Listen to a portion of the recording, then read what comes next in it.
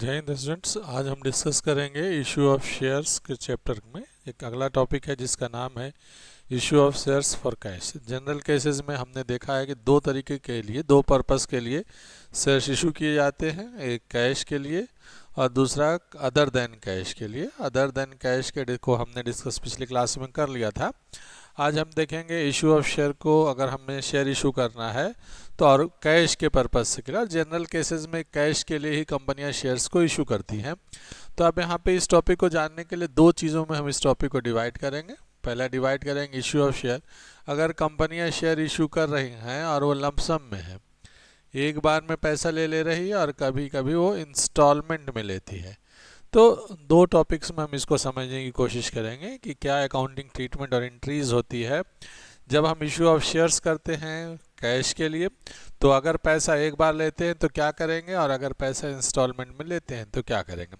दूसरा, इस टॉपिक में हम इस चीज़ को जानने की भी कोशिश करेंगे कि अगर कंसिडरेशन अदर देन कैश है, कंसिडरेशन इन कैश है, तो क्या इशू जो शेयर का हुआ है ऑफ शेयर्स जो है वो पार पे हुआ है, प्रीमियम पे हुआ है, या डिस्काउंट पे हुआ है।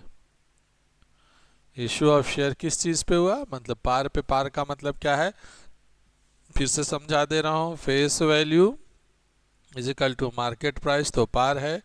फेस वैल्यू लेस देन या लेस देन मार्केट प्राइस है तो ये प्रीमियम है। Face value greater than market price है तो ये डिस्काउंट है। मतलब सामान जो है वो ज़्यादा का था, शेयर ज़्यादा वैल्यूएशन का था, हमने उसको इशू किया है कम में तो डिस्काउंट पे। शेयर अगर कम का है, हमने इशू ज़्यादा में किया था, वो प्रीमियम है। यहाँ पे याद रखिएगा, एक प्रीमियम का नाम यहाँ पे जो आएगा उसको हम कहते हैं सिक्योरिटी प्रीमियम रिजर्व के नाम से जानते हैं, एसपीआर का। ये भी एक टॉपिक है कि एसपीआर का ट्रीटमेंट क्या होगा, वो हम आगे के क्लासेस में देखेंगे। तो पहली चीज़ ये ध्यान रखना है आज के टॉपिक के डिस्कशन में कि जो शेयर इशू हो रहा है वो लमसम पे हो रहा है कि इंस्टॉलमेंट पे हो रहा है। और लमसम और इंस्टॉलमेंट के बाद ध्यान रखेंगे कि अगर वो किस चीज़ पे हो रहा है, पार हो रहा है, प्रीमियम हो रहा है, और डिस्काउंट में हो रहा है। और इसके बाद का जो एक टॉपिक होगा वो याद रखना है ये कि शेयर का सब्सक्रिप्शन कैसे हुआ है। ओवर सब्सक्राइब्ड है, अंडर सब्सक्राइब्ड है, या इक्वल सब्सक्राइब्ड है।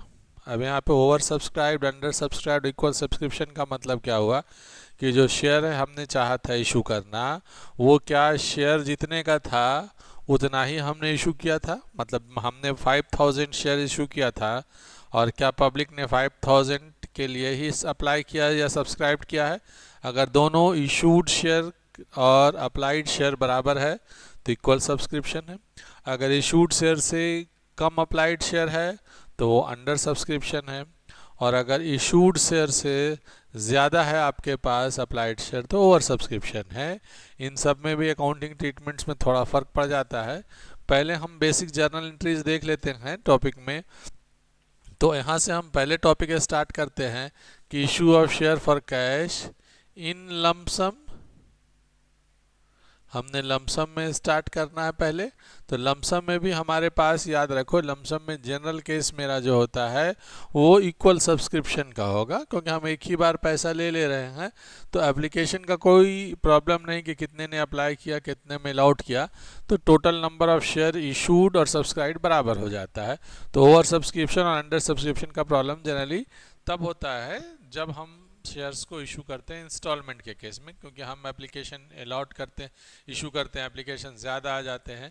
तो हमारे नॉर्मल लाइफ में अगर आईपीओज आते हैं तो फुल सब्सक्रिप्शन में भी number of shares over subscribed हो सकते हैं। लेकिन अभी यहाँ पे समझने के लिए मान के चलो कि हम इक्वल सब्सक्रिप्शन के केस में लेंगे। तो अब हमारे पास तीन टॉपिक बचा। इक्वल सब्सक्रिप्शन में है, पार है, प्रीमियम है, और डिस्काउंट है। तो सबसे पहली एंट्री आप जान रहे हो कि सबसे पहले शेयर्स में जब आता है शेयर में, तो एंट्री करेंगे क्या, हम पैसा आएगा तो एंट्री करेंगे बैंक अकाउंट डेबिट टू, क्योंकि ये पैसे लमसम में है तो share application and allotment account को हम क्रिएट कर देते हैं। ठीक। और यहाँ पे ध्यान रखिए, अगर इक्विटी शेयर है तो इक्विटी शेयर, प्रेफरेंस शेयर है तो प्रेफरेंस शेयर का नाम हम लगाएंगे। मतलब क्या है कि अगर इक्विटी शेयर कैपिटल हमने इशू किया है तो हम लगाएंगे इक्विटी शेयर एप्लीकेशन अकाउंट, अगर प्रेफरेंस शेयर इशू किया है तो हम लगाएंगे प्रेफरेंस शेयर अलॉटमेंट अकाउंट। अब इसके बाद क्या होगा, ये तो पैसा आ चुका कि क्यों आया, हमने देखा कि एप्लीकेशन अलॉटमेंट का पैसा आ चुका है। और अब इन लोगों को जिन्होंने पैसा दिया है हम क्या करेंगे, हम शेयर इशू कर देते हैं। तो शेयर जब इशू करेंगे तो क्या एंट्री करेंगे हम इस एंट्री को, इसको अब खत्म कर देंगे। हम करेंगे share application and allotment account debit, अगर इक्विटी है तो equity share application allotment account debit to equity share capital account. जितना अमाउंट होगा वहाँ पे हम एक ही बार में यहाँ पे लिखेंगे, being equity shares allotted to the applied share holders. ठीक है, यहाँ पे being application allotment money received in lump sum, ये एंट्री करके हम एंट्री को कंप्लीट कर देते हैं। क्योंकि अभी हमने ये एंट्री तब देखा है जब ये पैसा एकाएक आया है आपके पास, क्या ये था एट पार का और इक्वल सब्सक्रिप्शन का। मतलब 10 रुपये का शेयर था, हमने 10 रुपये में बेच दिया है तो शेयर कैपिटल में उतना ही चला गया। लेकिन अब थोड़ा सा समझने की कोशिश करो कि अगर शेयर्स कैपिटल उस प्रीमियम पे इशू हो तो क्या एंट्री होगा।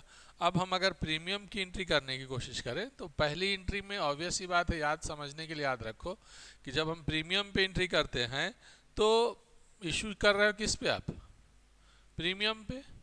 लेकिन जिस टाइम पे आप एप्लीकेशन का पैसा रिसीव कर रहे हो, बेसिकली एप्लीकेशन के पैसे के रिसीव करने टाइम पे वो एक अमाउंट आता है जिसमें ये पता चलता है कि एप्लीकेशन का पैसा, उसमें कितना कैपिटल है कितना प्रीमियम है, वो उस टाइम पे हम क्लियर नहीं कर सकते। तो हम पहले एंट्री क्या करते हैं, हम पहली एंट्री लगभग सेम रखेंगे और हम एंट्री करते हैं पहला bank account debit to equity share application and allotment account. यहाँ पे हम दोनों चीज़ लिखते हैं, जैसे यहाँ पे भी हमने लिखा था एप्लीकेशन अलॉटमेंट। लमसम में यही समझने के लिए होता है कि लमसम में अगर शेयर इशू कर रहे हो तो एप्लीकेशन एंड अलॉटमेंट दोनों को हम एक साथ में लिख देते हैं। लेकिन अब यहाँ पे ध्यान रखिएगा क्योंकि ये शेयर का पैसा आ चुका था, फॉर एग्जाम्पल आपने 1000 शेयर इशू किया है at the rate of 10 each में, अगर एट पार पे इशू किया है तो यहाँ पे 1000 इंटू 10 कितना आ जाता, 10,000, यहाँ भी 10,000, यहाँ भी 10,000 और यहाँ भी 10,000।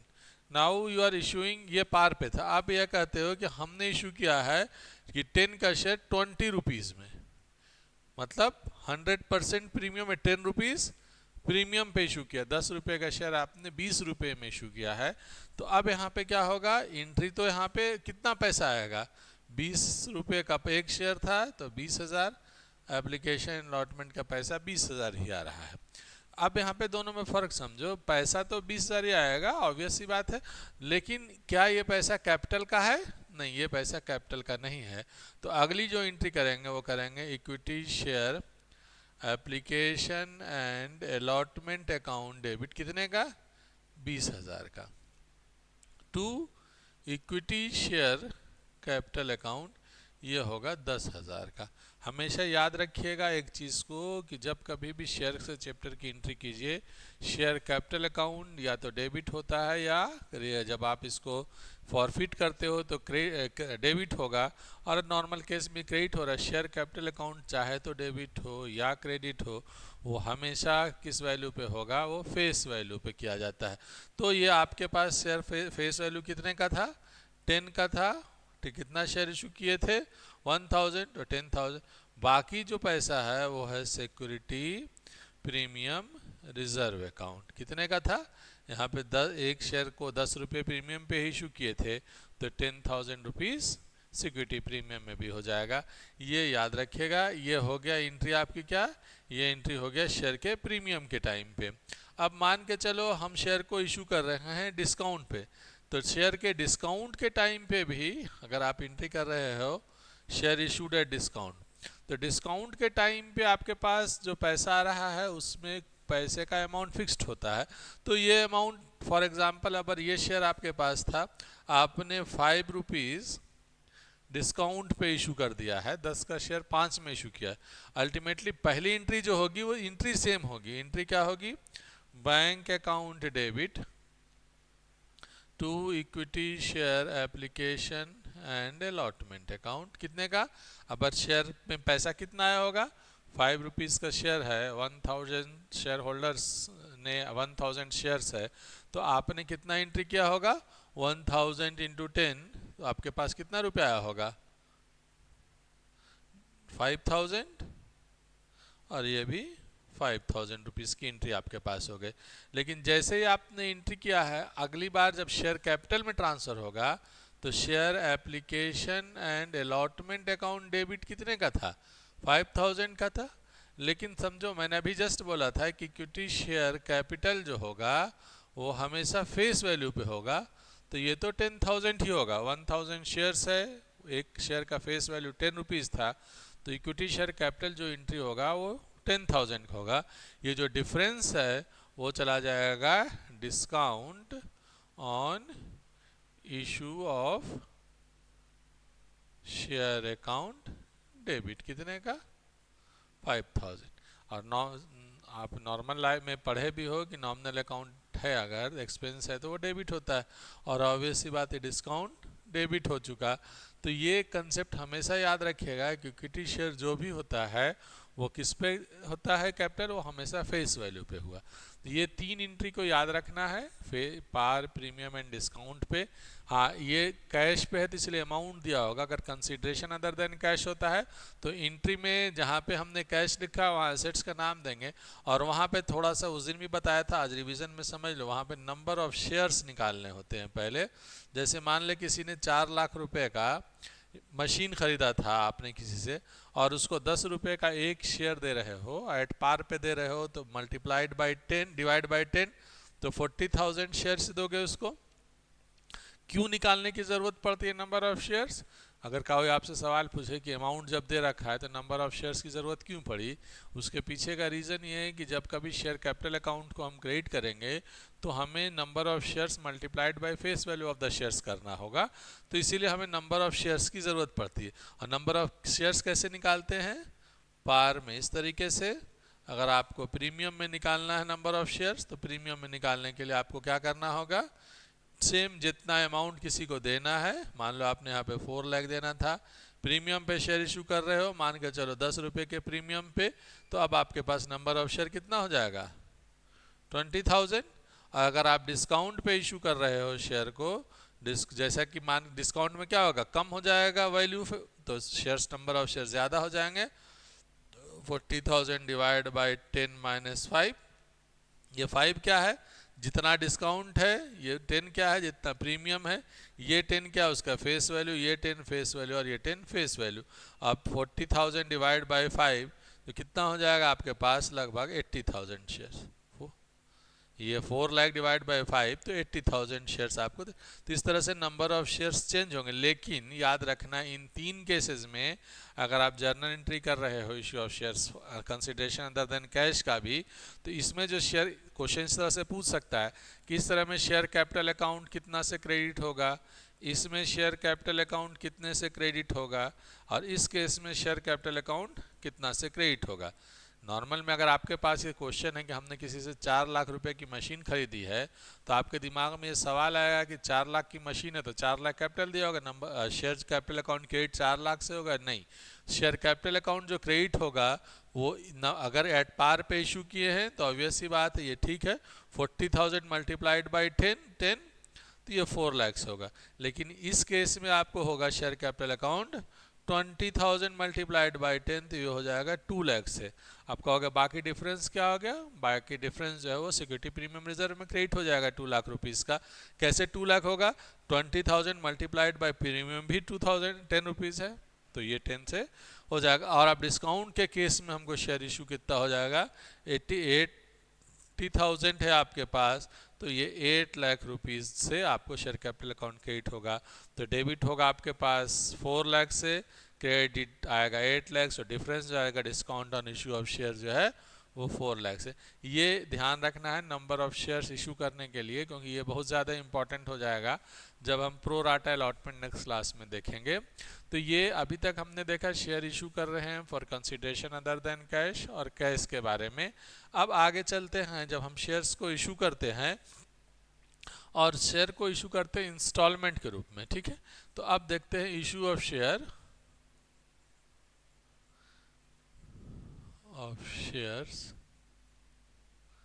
इन इंस्टॉलमेंट फॉर कैश। जब हम शेयर को इशू कर रहे हैं इंस्टॉलमेंट पर, किसके लिए इशू कर रहे हैं? कैश के लिए। तो यहाँ पे याद करो जब क्लास में पढ़ाया जा रहा होगा तो उस टाइम पे कहा जाता होगा कि इसकी एंट्री जब भी होती है वो कंबाइंड में होती है, मतलब डुअल सेंस में, दो एंट्री, एक ट्रांजेक्शन के लिए दो एंट्री होती है। कैश आएगा ट्रांसफ़र करेंगे, बैंक आएगा ट्रांसफ़र करेंगे कैपिटल में, इस तरह से दो एंट्री करते हैं।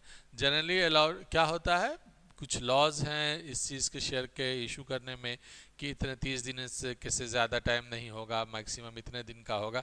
इस तरह के वो थ्योरेटिकल लॉजिकल पार्ट है जिसको आपको ज़रूरत अभी नहीं पड़ेगी कि कितने दिन में एक कह सकते हो एक कॉल से या दूसरे कॉल के बीच में कितना डिफरेंस होगा, कॉल का अमाउंट कितना होगा, calls in arrear, calls in advance पे कितना इंटरेस्ट होगा। ये लॉजिक तुम्हारे लेवल में अभी नहीं है।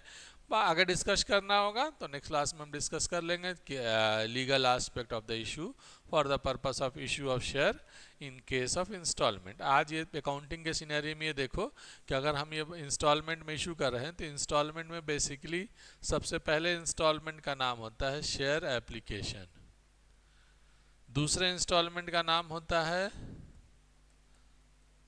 अलॉटमेंट, सबके आगे शेयर लगा होगा, तीसरे का नाम होता है शेयर फर्स्ट कॉल और चौथे का नाम होता है शेयर सेकंड कॉल। कर सकते हो, ज़्यादा से ज़्यादा जा सकता है इसके बाद शेयर फाइनल कॉल।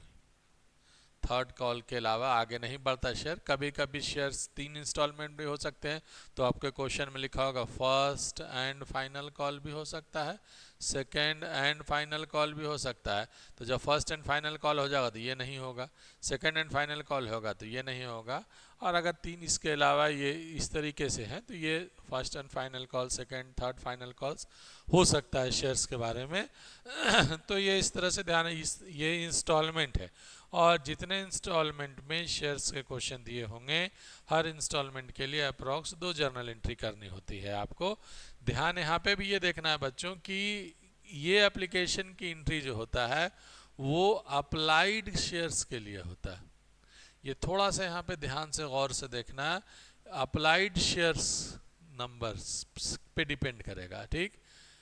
ये सिर्फ ये एंट्री, मतलब इसकी एंट्री जो पहले एंट्री होगी वो उन शेयर्स के नंबर्स पे होगी जितने शेयर्स अप्लाई किया गया होगा, और ये शेयर्स की एंट्री उतने की होगी, अलॉटमेंट फर्स्ट कॉल ये सब, जितना इशूड या कहा गया हो या इशूड शेयर्स कर सकते हो, जितना हमने या अलॉटेड के नाम से कर सकते हो, जितना हमने अलॉट किया। क्यों ऐसा समझने की कोशिश करो, फॉर एग्जाम्पल हमने 10,000 शेयर्स जो हैं हम 10,000 शेयर्स इशू करने की कोशिश कर रहे थे, यानी हमने पब्लिक को कहा कि we are allowing you 10,000 share for the purpose of cash benefit, cash के लिए आप 10,000 शेयर्स को आपको सब्सक्राइब कर लीजिए। पब्लिक ने 10,000 की जगह पे 30,000 शेयर्स को सप्लाई कर दिया, मतलब अप्लाई कर दिया। तो 30,000 शेयर को अप्लाई करने के बाद भी हम 30,000 शेयर इशू नहीं कर सकते, क्योंकि हमने पढ़ रखा है, कंपनी का नॉर्म्स है कि इशूड शेयर से ज़्यादा अलॉटेड शेयर नहीं हो सकता, वो हमेशा इशूड शेयर से कम होगा या बराबर होगा। तो अब हमारे पास शेयर्स तो 10,000 ही हैं, और यहाँ तो ये केस में पैसा तो हमारे पास आया होगा, कितने का पैसा तो हमारे पास आ चुका होगा जितने लोगों ने अप्लाई कर दिया है। हाँ, हम उनको शेयर इशू कर सकते हैं उतना जितना हमने शेयर इशू करने का कोशिश किया था या जितना हमने शेयर को सब्सक्रिप्शन के लिए डाला था। तो यहाँ पे पहले 2-3 एंट्रीज में जर्नल एंट्री में आपके पास अमाउंट का थोड़ा सा एक डिफरेंस आ सकता है। जैसे क्वेश्चन के साथ हम अगर चलते हैं कि मान के चलो अगर हम ये चल रहे हैं पहला कि हमने एक कंपनी है जिसने 10,000 शेयर्स इशूड किए थे, ठीक, इशूड फॉर कैश, कैश के लिए 10,000 इशूड किया था, उसमें फेस वैल्यू इसका है, मान के चलो अभी हम मान के चलते हैं पार पे है, फिर अगला हमें डिस्काउंट और प्रीमियम पे भी देखेंगे। पार पे है 10 रुपया है, इसने कहा रखा है 2 रुपया हमने एप्लीकेशन पे लेना है, 3 रुपया अलॉटमेंट पे लेना है, और 5 रुपया हम लेके चलते हैं फर्स्ट एंड फाइनल कॉल पे, ठीक। यहाँ पे ये भी याद रखना, क्वेश्चन में कभी कभी सवाल आपसे कहेगा कि फर्स्ट कॉल नहीं मांगा गया, अलॉटमेंट तक ही कंपनी ने मांग रखा है, तो आपको जो एंट्री करनी होगी वो वहीं तक करनी होगी जहाँ तक कंपनी ने कॉल्ड किया है, कॉल्ड अप शेयर कैपिटल तक ही करना होगा। उसी में कभी कॉल्स इन एडवांस आ जाएगा, कभी कॉल्स इन एरियर आ जाएगा, फॉर फ्यूचर आ जाएगा, वो आगे हम देखेंगे। तो आपको यहाँ पे ध्यान रखना है कि जितना, क्यों मैं ये कह रहा हूँ इस बात को, क्योंकि बैलेंस शीट में शेयर्स कैपिटल अकाउंट तभी, या बैलेंस शीट तभी मिलेगा क्योंकि जितना आपने कॉल किया है उस वो कॉल का अमाउंट जाएगा कैपिटल अकाउंट में ट्रांसफ़र हो जाएगा, जो बैंक होगा वो एसेट साइड में आ जाएगा। इस तरह से आपके पास दोनों साइड अमाउंट बराबर होंगे। आपने मान लो कम पैसा आया होगा तो कहाँ चला जाएगा, वो कॉल सिनेरियर में चला जाएगा बैलेंस शीट के। तो इस तरह से आपको समझना होगा कि जितना भी अमाउंट आ चुका हम सबका अकाउंटिंग करेंगे, ये हमने देखा है। अब हम इसकी एंट्री कैसे करेंगे, इसकी जर्नल एंट्री देख लो। जर्नल एंट्री हम इसकी करेंगे सबसे पहले तो यहाँ पे एक चीज़ और जान लेते हैं, ऐड कर लेते हैं कि पब्लिक या एप्लीकेशन रिसीव्ड फॉर 20,000 शेयर्स, 20,000 के लिए एप्लीकेशन आ चुका है, लेकिन आपको ही पता है कि हम इशू कितना कर सकते हैं, हम इशू मैक्सिमम कर सकते हैं तो वो 10,000 ही शेयर कर सकते हैं, लेकिन पैसा तो हमारे पास आ चुका है कितने का, पैसा हमारे पास 20,000 शेयर का आ चुका है। तो सबसे पहली एंट्री जो हम करेंगे वो एंट्री करेंगे कि बैंक, ध्यान से देखना है इस चीज़ को, बैंक अकाउंट डेबिट टू, अगर मान के चलो इक्विटी शेयर है, लिख लेते हैं यहाँ पे इक्विटी शेयर, तो लिखना होगा इक्विटी शेयर्स, यहाँ पे bank account debit to equity shares application account, क्योंकि ये सिर्फ और सिर्फ एप्लीकेशन का है तो हम यहाँ पे एप्लीकेशन एंड अलॉटमेंट बोथ नहीं लिखेंगे। बैंक अकाउंट डेबिट कितने का, अब यहाँ पे समझो पब्लिक ने अप्लाई कितना शेयर के लिए किया, 20,000 शेयर, और एक शेयर पे कितना रुपया एप्लीकेशन का है, 2 रुपया, तो पैसा तो ऑब्वियस सी बात है कि 40,000 आया होगा, इसमें कोई डाउट नहीं होना चाहिए, क्योंकि पैसा हमारे पास 20,000 शेयर के लिए अप्लाई हुआ है और पर शेयर पे 2 रुपया दिया है तो 40,000 आ गया। अब यहाँ पे जो दूसरा ऑप्शन है वो ये है कि ये पैसा आया तो है हमारे पास, हम इशू कितना कर सकते हैं, हम इशू 10,000 ही कर सकते। तो अब हमारे पास अगर प्रोराटा अलॉटमेंट अभी हम नहीं पढ़े हैं तो हम ये मान के चलेंगे एक्सेस पैसा है, वो क्या करेंगे, जनरल केस में एक्सेस पैसा या तो अगले कॉल्स में एडजस्ट कर दिया जाता है, नहीं तो वापस कर दिया जाता है। हम मान के चलेंगे अभी इस केस में कि हम सिर्फ अलॉटमेंट का पैसा जो है वो इसमें रख लेंगे और बाकी पैसा हम क्या करेंगे, वापस कर देंगे, क्योंकि अभी पार पे है, प्रीमियम और डिस्काउंट अभी हम नहीं डिस्कस कर रहे। तो अगला एंट्री जो होगा, अगली एंट्री को थोड़ा गौर से देखना, यही एंट्री एक इंपॉर्टेंट एंट्री होती है शेयर में। अगली एंट्री को ध्यान से देखो, अब यहाँ पे जो पैसा आया है वो क्या है, बैंक अकाउंट तो हो चुका आपके पास क्लियर, पैसा आ चुका है। अब आप क्या करोगे, इस अमाउंट को ख़त्म करोगे, तो क्या करोगे, equity share application account debit कितने का, ये तो 40,000 से ख़त्म हो जाने का, इसको 40,000 से हमें वापस कर देना, एंड कैंसिल कर देना। लेकिन अभी जस्ट पढ़े हैं हम to equity share capital account कितना जाएगा, कैपिटल अकाउंट में बच्चों सिर्फ इसी अमाउंट से जा सकता है 10,000, और फेस वैल्यू कितने का है इस शेयर का, अभी यहाँ पे एप्लीकेशन का फेस वैल्यू 2 रुपया था तो ये आ जाएगा 20,000 रुपीज़, ठीक। अब 20,000 रुपीज़ के बाद है, अब मान के चलते हैं हमको अलॉटमेंट का पैसा रखना है तो हम 2 अलॉटमेंट करेंगे, अलॉटमेंट में 30,000 हो जाएगा, तो अलॉटमेंट में पूरा पैसा नहीं आएगा। इसका मतलब मान के चलते हम यहाँ पे कि यहाँ क्वेश्चन लिखा हुआ excess money received on application will be return back, हम उसको क्या करेंगे, रिटर्न कर देंगे। तो टू बैंक अकाउंट 20,000 रुपया हमने रिटर्न कर दिया। अब आप देख लो बैलेंस शीट के इम्पैक्ट से भी, बैलेंस शीट के एसेट साइड में, लायबिलिटी साइड में या सोर्स ऑफ फंड साइड में 40 कितना चला जाएगा, 20,000।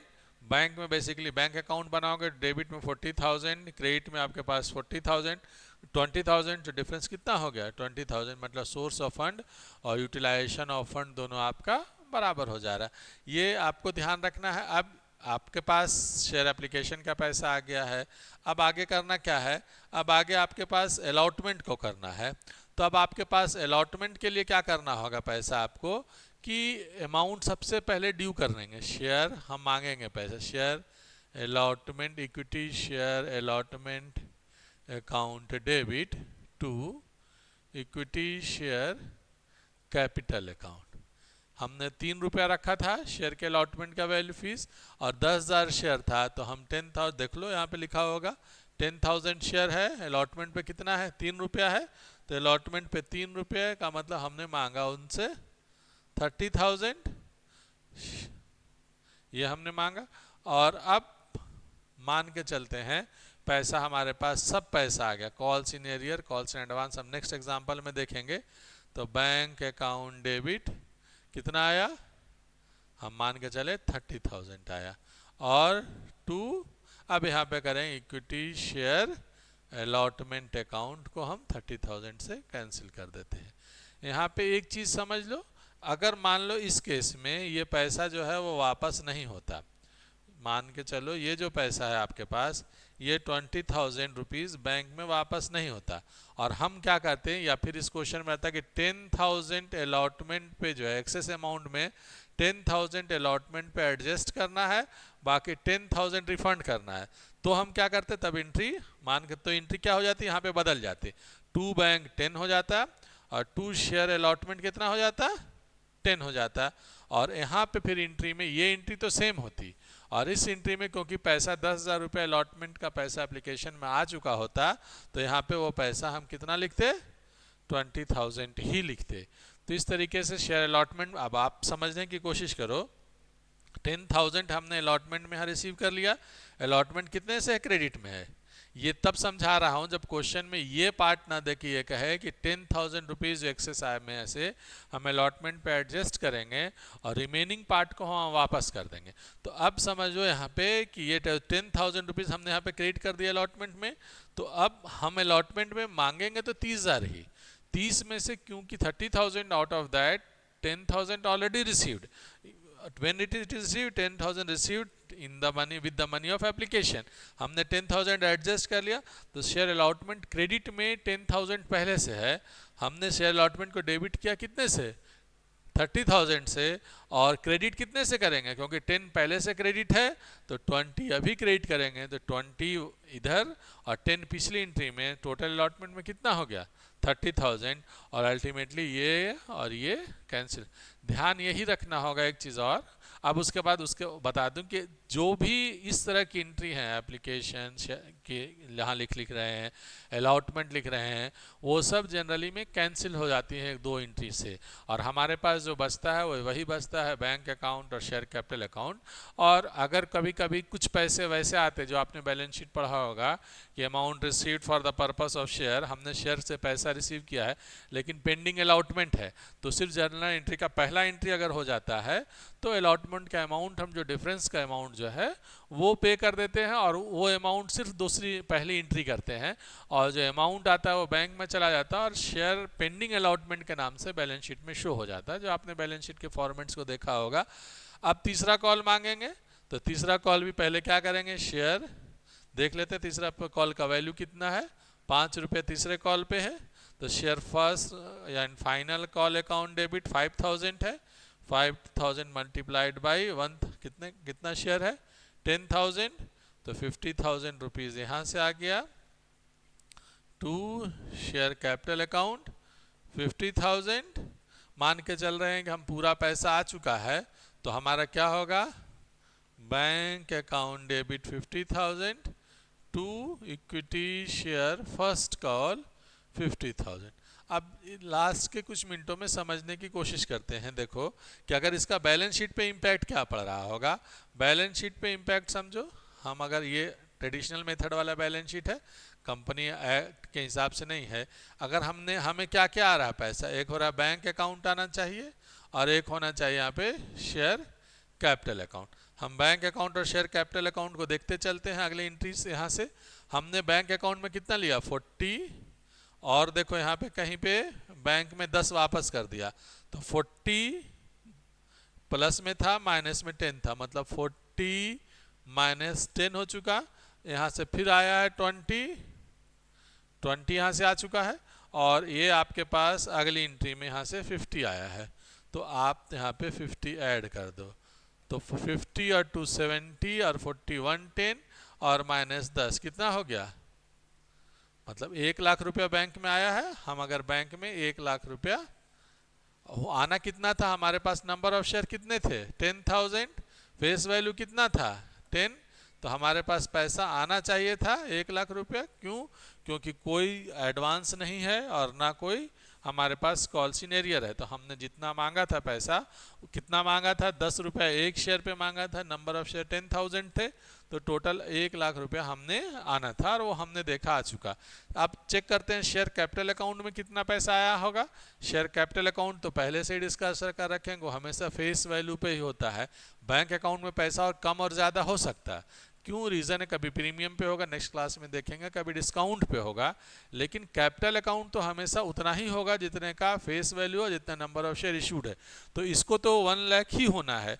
तो अब देखते हैं कहाँ कहाँ होगा। यहाँ पे देखो शेयर कैपिटल अकाउंट कितना है, यहाँ पे शेयर कैपिटल अकाउंट 20,000 है, ठीक है, 20,000, और यहाँ पे कितना है 30,000 है, तो 20,000 प्लस 30,000 यहाँ पे नहीं है। शेयर कैपिटल अकाउंट यहाँ पे कितना है 50,000।